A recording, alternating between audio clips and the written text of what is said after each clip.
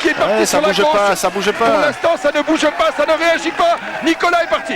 C'est peut-être le bon C'est coup. Pedrigo qui va partir à son tour derrière. Bon, Nicolas n'est pas un grimpeur, donc il ne représente pas un danger non plus imminent pour tous ces coureurs-là. Et il a attendu vraiment le sommet de la bosse pour attaquer. Voilà, comme a pu le faire Sébastien Joly, Nicolas a voulu essayer, lui, à son tour, de prendre un petit peu les devants. Et bon, voilà, c'est en train quand même de bouger derrière. C'est Patrice Algan qui coince, alors ça, c'est surprenant quand même. On le pensait mieux que ça et ça aura permis de découvrir que Patrice Algan était en difficulté. Et il est seul. Et Laurent Brochard s'en est rendu compte, il avait voulu lui laisser le soin de faire l'effort et voyant que Patrice Algan ne réagissait pas, ils se connaissent bien ces deux-là aussi. Bien, Laurent Brochard a giclé à son tour pour revenir devant et tout s'est regroupé. Alors on a perdu un élément, c'est Patrice Algan. Et devant, nous avons toujours Sébastien Joly qui va certainement continuer son effort parce que là, à ce compte-là, maintenant, il n'a plus besoin d'attendre le retour de son leader. En tout cas, il sait qu'Algan n'est pas au mieux. Alors là, il a une grosse responsabilité sur les épaules.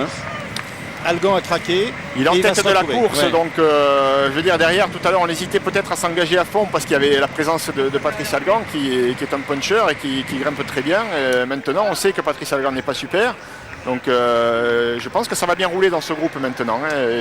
Algan ayant disparu, on va même essayer de bien collaborer pour éviter son retour. Ça c'est à mon avis la tactique qu'il faut employer, mais Algan bien sûr va lui essayer de faire l'effort pour revenir parce que s'il ne revient pas de suite, là ça sera très compliqué par la suite. Alors vous l'avez dit tout à l'heure et à plusieurs reprises, c'est une course qui est complètement en mouvement. Le prochain attaquant. Alors on attend la prochaine attaque maintenant. Au petit jeu des pronostics alors. Petit à petit, vous voyez que l'élimination se fait par l'arrière. Un coup Vauclair, un coup ce groupe-là est déjà éliminé. On a vu Calzati maintenant qui est repris par ce groupe et qui avait été éliminé auparavant.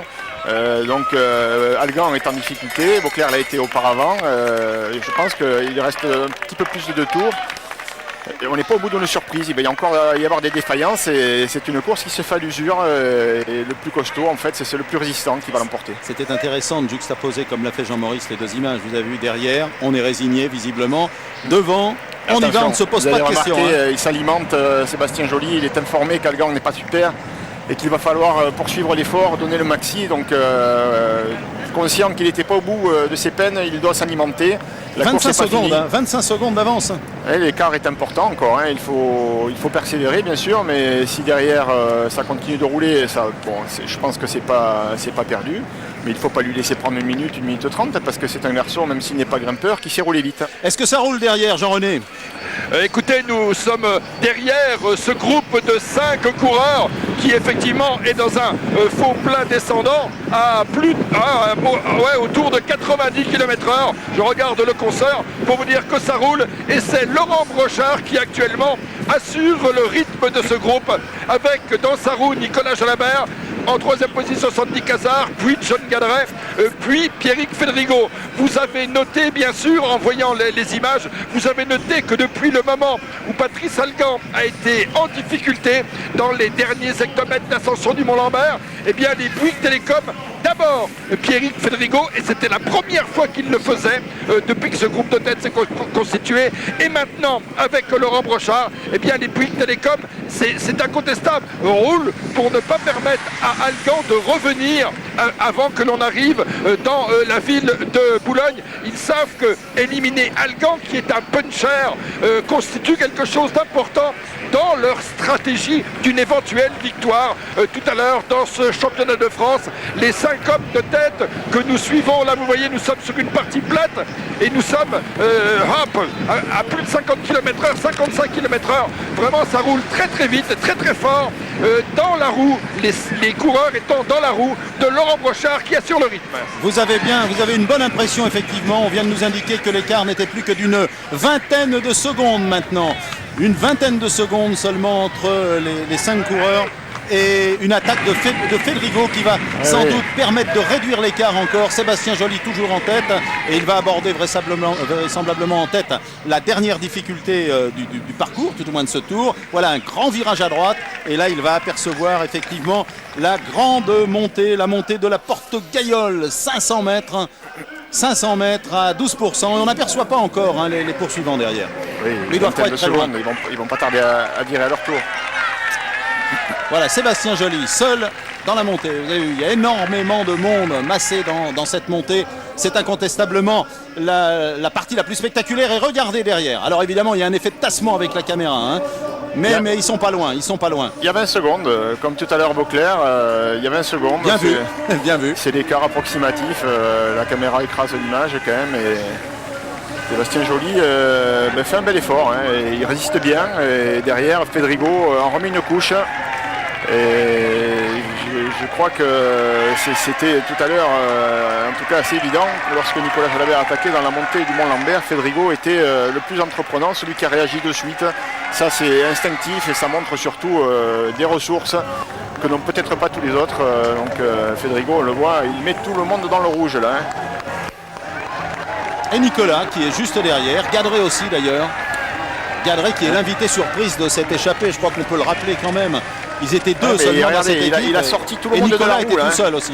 Il a sorti tout le monde de la roue, Fedrigo. Il a vraiment, il est une pointure au-dessus aujourd'hui sur ce circuit, comme il l'était aux 4 jours de Dunkerque. Mais Nicolas tire un gros braquet quand même, là, j'ai l'impression. Il tire peut-être un peu gros. C'est son style, mais ça on l'empêchera pas. C'est comme ça qu'il est efficace. Mais regardez, il est quand même en 3e position. C'est Brochard maintenant qui essaie d'aller prêter main forte à Fedrigo qui est parti un petit peu sur le côté gauche et Nicolas coincé là, oui. Nicolas Jalabert qui coince un peu coincé, il a essayé de s'accrocher un petit peu, peut-être un petit peu au-delà de ce qu'il pouvait. Jean-René dans l'ascension, juste derrière les coureurs de tête. Oui, effectivement, ascension qui est en train de se terminer. Fedrigo qui va revenir dans la route de Sébastien Joly et juste derrière 4 coureurs, donc Sandy Cazard, Laurent Brochard, John Gadret et Nicolas Jalabert. Voilà, nous venons de passer, de terminer ce tour. Il en reste donc 2, si mes comptes sont bons, si mes décomptes sont bons, dans ce championnat de France. Et 2 hommes maintenant se retrouvent en tête, Pierrick Fedrigo et Sébastien Joly. Et c'est Sandy Cazard, là aussi c'est une première, depuis que cette échappée s'est constituée. C'est Sandy Cazard maintenant qui assure la poursuite. Laurent Brochard est bien sûr calé dans sa roue et il n'a pas à prendre de relais. Algan, effectivement, un des grands perdants de la journée qui a coincé tout à l'heure dans la côte du Mont-Lambert et qui va passer avec une minute de retard vraisemblablement. Oui. Hein. Voilà, il passe juste Henry, devant nous. à chaque fois qu'un coureur coince, à chaque fois qu'il se fait lâcher, c'est irrémédiable. Il est vraiment collé, il reste sur place. Il n'arrive plus à assumer le rythme qui était le sien auparavant. Et les uns après les autres, lorsqu'il coince, on sent bien que c'est terminé. Il n'y a pas de retour, quoi. On est arrivé au point de non-retour et c'est terminé. Et on a bien vu sur le passage ici sur la ligne toute la puissance et la fraîcheur encore de Pierrick Fedrigo qui est revenu aisément sur Sébastien Joly. Et donc ils sont partis tous les deux pour faire peut-être un bout ensemble. Mais en tout cas derrière, on a bien compris que les autres étaient un ton en dessous. Brochard va se garder de rouler et c'est Nicolas qui est obligé peut-être de surprendre son monde. Il a compris que s'il veut espérer peut-être monter sur le podium, c'est un coup de bluff qu'il faut tenter parce qu'à la pédale en costaud, ça devient compliqué. Il a vu ses limites, je pense, à la montée. Là. Alors là, il y a une descente. Il a une descente d'environ 2 km et après, il y a la portion plate où il va vraiment les avoir en point de mire et où il va essayer de faire la différence. Jean-René, toujours dans le sillage des premiers. Oui, les choses sont en train d'évoluer car Nicolas Jalabert est parti en contre avec dans sa roue Laurent Brochard, Sandy Cazard et John Gadret ont pour l'instant été décrochés. Ce n'est pas énorme, 20-30 mètres peut-être, mais c'est à l'initiative donc de Nicolas Jalabert que ce contre vient de se développer. 2 hommes en tête, Fedrigo Joly, juste derrière, donc Nicolas Jalabert avec calé dans sa roue Laurent Brochard et un peu en retrait Sandy Cazard et John Gadret. On peut penser que tout va peut-être se reformer bientôt.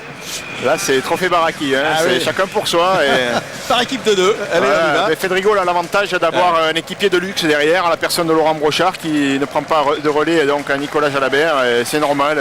Ils s'entendent bien pourtant, Nicolas et Laurent, mais Laurent joue le rôle d'équipier, il joue les intérêts de son équipe, alors que Thomas Vauclair passe à l'instant, lui à son tour sur la ligne d'arrivée ici. Follement acclamé par le public qui a reconnu effectivement la patte du champion, le caractère du champion. En 5 km, regardez, pratiquement 3 minutes de perdu. Alors là, il a un petit rictus, il a compris qu'il avait perdu, mais c'est un peu son tour d'honneur à lui. Hein, et je crois que les gens mettent un point d'honneur à l'acclamer, effectivement. C'est très bien ce qu'il a fait aujourd'hui. Il s'est un peu sacrifié, il est allé au bout de lui-même. Et qui sait, c'est peut-être un de ses coéquipiers qui va gagner et qui lui dédiera la victoire. Voilà le ralenti de Vauclair. Il est passé en 8e position quand même. Regardez la souffrance de Thomas Vauclair. Il est passé en 8e position à pratiquement 3 minutes. Il y a Moreau qui passe maintenant. Moreau, regardez, Moreau qui passe maintenant. C'est le peloton des battus. Enfin, ils sont pas loin, mais ils sont quand même à 3,26, 3,30. Hein. Moreau, qui avait peut-être beaucoup donné, vous le disiez tout à l'heure en ouverture d'antenne, effectivement. Mais vous voyez qu'au fil des tours, il récupère ceux qui explosent à l'avant et peut-être que sans le vouloir, derrière, eh bien, on va s'acheminer gentiment vers une place d'honneur. Sans faire vraiment d'effort pour cela, parce que ceux qui se livrent bataille devant se la livrent sans compter et que lorsqu'ils passent par la fenêtre, eh bien, ils n'ont plus de ressources pour maintenir une cadence suffisamment élevée pour éviter le retour des poursuivants. Alors derrière, Jean-René, ça n'a pas bougé. Hein. C'est le rythme des duos, c'est le trophée Baraki, comme on disait tout à l'heure. En fait, on se trouve maintenant, je viens d'effectuer un écart. Il y a très précisément 14 secondes d'écart entre les deux hommes de tête, Pierrick Fédrigo, Sébastien Joly, et le quatuor qui s'est reconstitué avec Sandy Cazard, qui pour l'instant est le seul à assurer la poursuite. Sandy Cazard, donc, qui roule avec derrière lui Nicolas Jalabert, en troisième position John Gadret, en quatrième position Laurent Brochard qui bien sûr ne va pas bouger car Pierrick Fédrigo est devant. 14 secondes d'écart donc, alors que nous arrivons à hauteur des tentes qui symbolisent le contrôle de ravitaillement. À hauteur de Saint-Léonard, effectivement. Alors Fédrigo et Joly en tête, Cazard, Jalabert, Gadret et Brochard derrière. Brochard, on l'a compris, qui n'a pas à rouler. Et Brochard qui a pour l'instant la position la plus agréable. Celle d'avoir un équipier devant, pas très loin, donc la victoire toujours possible, et d'avoir aussi des concurrents à côté, intéressés pour boucher ce trou, et donc qui vont l'amener, et qui surtout qui l'empêchent à lui de faire un effort soutenu à 2 tours de l'arrivée. C'est appréciable, ça peut lui permettre, s'il y a un retour, de pouvoir placer un contre. Et vu l'état de fraîcheur de Nicolas Jalabert, Cazard et autres, John Gadret, ça risque d'être difficile pour ces trois-là. Alors il faut qu'ils s'entendent incontestablement, ceux-là derrière, parce que s'ils ne si, s'entendent pas, s'ils ne tournent pas, ils ne reviendront pas. Hein. Les choses sont claires. Le titre de champion de France est devant. Donc, même si ça paraît un petit peu compliqué pour eux, parce qu'ils ont été lâchés quand même à la régulière, il faut quand même, on court pour la victoire avant tout. Et donc ils ont intérêt à s'entendre parce qu'ils ont le même objectif, c'est essayer d'abord de courir pour gagner. Ensuite, si ça leur échappe, ça leur échappe, mais ça ne doit pas leur échapper sur un coup de tête. Alors qu'est-ce qui se passe dans la tête d'un coureur comme Sébastien Joly? Il n'était pas parti avec de telles prétentions. Ça. Je crois qu'il y en a un, il courait pour Algan, il courait pour Moreau, il courait pour d'autres, et là il se retrouve devant. Qu'est-ce qui se passe? Il y croit, il se dit je peux aller au bout. Évidemment qu'il y croit, je crois que là il aurait tort de ne pas y croire. C'est bien parti pour aller au bout. Maintenant l'écart ne se creuse pas non plus. Il a intérêt à collaborer, mais à la fois je dirais qu'il est mal accompagné, même si la présence de Pierrick Fédrigo est très valorisante, parce que Pierrick est un coureur d'aujourd'hui, mais aussi un coureur d'avenir. Il est quand même mal accompagné parce qu'il y a surtout une pointe de vitesse qui peut peut-être anéantir ses rêves. Joly, il rêve certainement d'être champion de France aussi, et Fédrigo, c'est pas forcément le meilleur allié pour ça. Les rêves vont peut-être se casser la figure et s'effondrer, car regardez, ils sont en ligne de mire, hein. Les autres sont juste derrière. On a eu Gadret là qui avec quelques petits signes de faiblesse, mais j'ai l'impression qu'ils vont rentrer. On a l'impression qu'ils vont rentrer, c'est vrai, ils sont pas loin, mais ils sont pas rentrés encore, hein, et on est quand même après plus de 200 km de course, une course très rapide où il y a eu beaucoup d'efforts à fournir, et les 150 mètres là qui les séparent semblent très longs à combler, et donc j'ai pas le sentiment qu'ils y arrivent bien vite. Donc c'est pas encore fait, c'est possible, ça reste toujours possible. Ils sont pas partis les deux, mais ils doivent s'employer quand même